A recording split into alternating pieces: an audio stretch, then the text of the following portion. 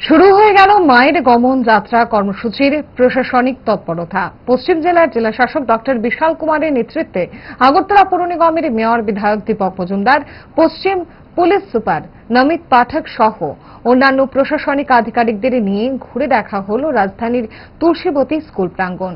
কোথায় কি ব্যবস্থাপনা থাকবে তার জরিপ করে দেখেন সকলে। হয় সংক্ষিপ্ত সভাও। মায়ের গমন কর্মসূচি যেন মসৃণভাবে অতিবাহিত করা যায় তার পুঙ্খানুপুঙ্খ বিচার বিশ্লেষণ করে দেখেন জেলা শাসক সহ গোটা টিম।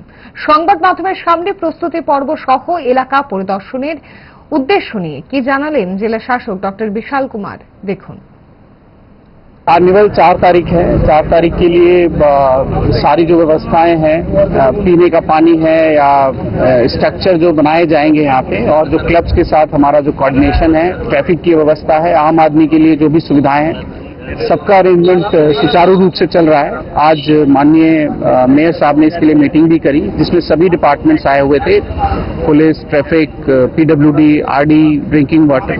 तो उम्मीद करते हैं कि बहुत ही अच्छा ये कार्निवल रहेगा, और मैं बहुत बहुत शुभकामनाएं भी देता हूं आम आदमी को, और खासकर इस नवरात्रों के फेस्टिवल में।